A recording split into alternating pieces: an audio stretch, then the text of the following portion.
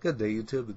This is Jay Money with Falling Forward Financial. Just an update here on. I haven't really talked about this one on the channel here too much. I'll show you why, but I've talked about a lot of other MJ plays, but I still have Aurora here in Robinhood. I believe I even have some in my retirement, but you can see I'm totally in the red on this one. I'll show you why that is here in a moment. Here's a look over the last 3 months. Down, we'll just call it 17%, down 23% over the last month, and it's actually up over the last week, 1.26%. And here's a look at what it did on last Friday. But as you can see, I have 10 shares here, average cost of 56.35, and I'm totally in the red on this one. So this is the reason why I haven't talked about this one, is this one kind of sucks here in my account, but might have to buy some more and dollar cost average into it, but I've been putting my money into some other ones that actually did something for me. So but back to Aurora, ticker ACB, and if you don't know what they are an MJ company, and I talk about a lot of those on the channel here, quite a few different ones I'm diversified in, to even the ETFs. So, founded in 2006, 4.85 million average shares being traded, and a $1.95 billion market cap, almost $2 billion. Not the greatest ratings on this one, 50% hold and 50% sell. So now you see why I haven't put any more money into this one. Here's a look at their earnings. Here's what totally messed me up. Their reverse split back on May 9th of 2020.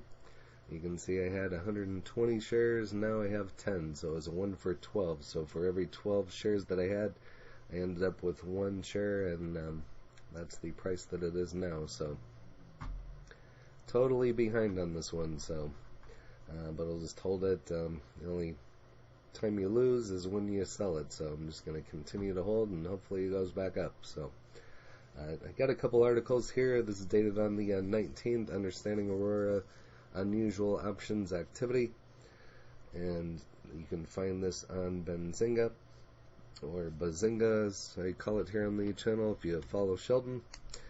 Again, there's unusual options activity on Aurora. Shares experienced unusual options activity on Monday. The stock price moved down $7.02 following the option alert. Understanding Aurora unusual options activity. So, of course, it's bearish. Placing a put and the expiration date on 7/23/21 with a $12 strike price, which actually expired on Friday. So, but if you did an option on this one, go ahead and leave it in the comments and let me know how that turned out for you. But like I said, I haven't even touched Aurora in quite some time. I hear people talking about it, and I still hold the shares, but it's just kind of sour with me right now, but so I haven't touched it. So, and here's a couple more articles. This one's dated on the 15th. Aurora is gearing up, delivers an $8 million weed shipment to Israel. So maybe this will pump up the price. We'll just have to wait and see. So they're delivering a nearly, looks like Canadian $8 million, or 6.77 million U.S. weed shipment to Israel. Touted as one of the largest single shipments of MJ received to date by the Middle East country, the sale is significantly bolsters Aurora's international medical business. We're excited about the evolution of the MJ industry in Israel and commended the Ministry of Health and the Israeli Medical MJ agency for ensuring thoughtful regulation of MJ is the best interest of Israeli MJ patients.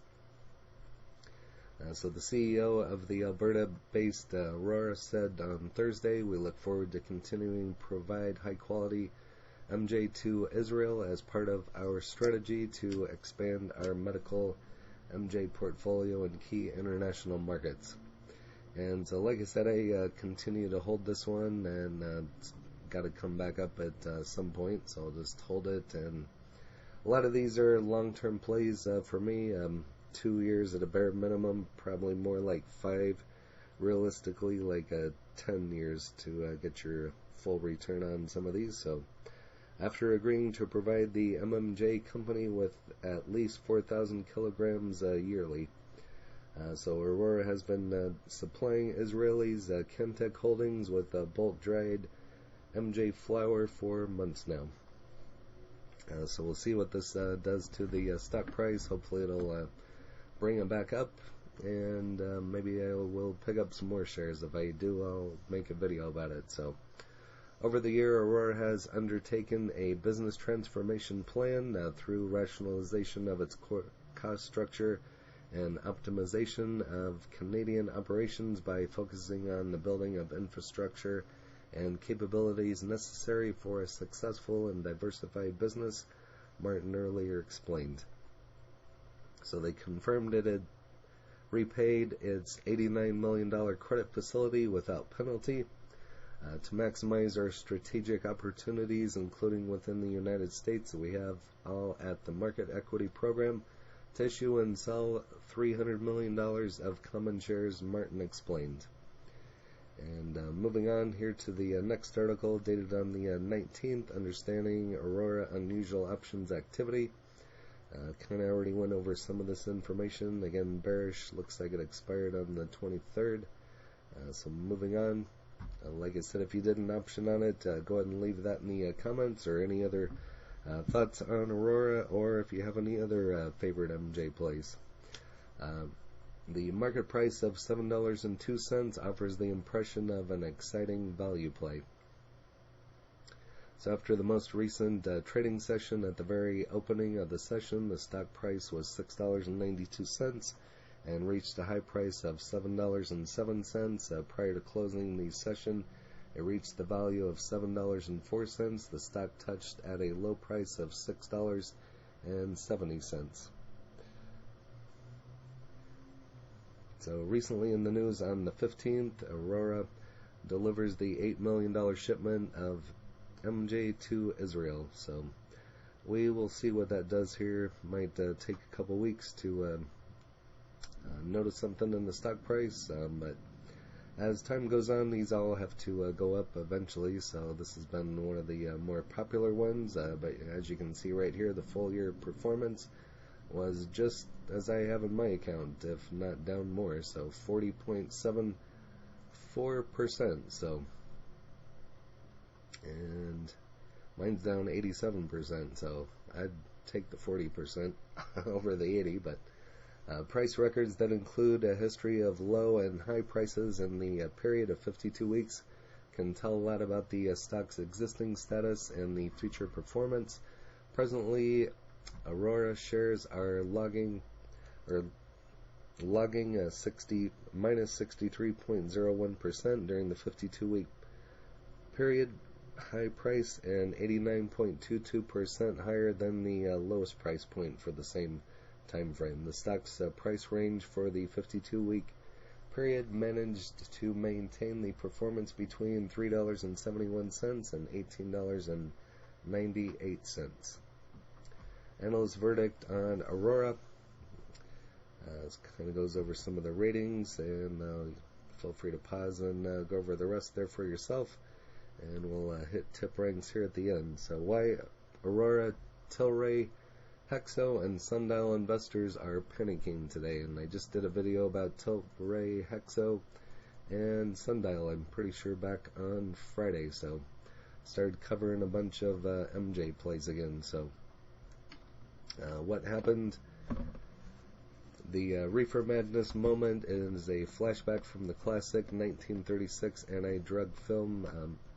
MJ investors got spooked today by the news reports of health concerns among MJ consumers, and it's playing havoc with MJ stocks. And as you can see, Aurora fell, Hexo fell, Sundial fell. Need to get Sundial back up above $1, or else they're going to run into trouble, I'm afraid, and get kicked off of the NASDAQ again. And Tilray thrown for a 4.7% loss. So they're all down just under 5%. Separate articles published on the major news sites in the past couple of days, including recounting stories of children eating MJ gummies and suffering overdoses. Wow. Citing a study, that's the first I've heard of that, so that's very interesting. That makes a lot of sense now why a lot of the MJ plays have been down. So, citing a study linking a rising incidence of schizophrenia to problematic use of MJ on CNN. So, and quoting the anti-MJ activist, calling the highly processed product that's a source of MJ-induced psychosis. So negative media mentions come at the same time when two competing legalization bills are making their way through the United States Senate and House respectively. So we'll see what happens with that. So, and they become the same time when Biden is considering whether or not to sign an legalization bill that ultimately receives passing votes from Congress. Which would be awesome, but with the news that I just read, we'll have to wait and see if that puts a hinder on it and delays that process. The more strident the criticism gets, the more likely the president will ultimately decide he will not sign a bill legalizing MJ, and seeing that seems to be the direction he was leaning before these headlines, I'd say the chances for MJ becoming legal at the federal level just got a whole lot worse. So, unfortunately, I'm glad I found this article. That is very interesting. If you have any other information on that, go ahead and list it in the comments. And if you have any shares of Aurora, go ahead and list that in the comments as well. And any other thoughts on Aurora. Moving on, better stock Canopy growth versus Aurora. I've talked about Canopy on the channel here, actually probably more than I've talked about Aurora, but this is dated on the 24th, so the global pandemic was affected almost every economic sector, has been somewhat advantageous to the MJ industry, as lockdowns boosted MJ sales in many locations. The sales growth numbers have been better in the United States than in Canada, and some Canadian provinces are still challenged with regulatory hurdles that restrict the number of legal stores, though more are slated to open this year. And I just did a video on High Tide as well. They keep opening stores and have their eye on the United States as well. So perhaps the biggest was the merging in the Canadian players of Freya and Tilray. I covered that to create a new Tilray, which was completed in May. The recent acquisition of Harvest Health and Recreational by Florida-based TrueLeaf MJ was also a highlight. But the two are the most popular MJ companies up to this year.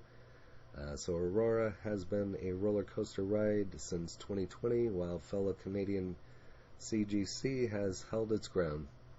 And as we all know, CGC has the backing of Constellation Brands, the beer maker that produces Corona, Modelo, and a lot of the, I call them Mexican type beers, Corona being one of my favorites. So, but Aurora has a rocky path ahead, and feel free to pause and go over the rest there for yourself. But they've been kind of rocky for quite a while here. So this talks about the $8 million shipment to Israel, and not much other information there. And still can't get stock twits to work. And TipRanks is showing very bad ratings for Aurora.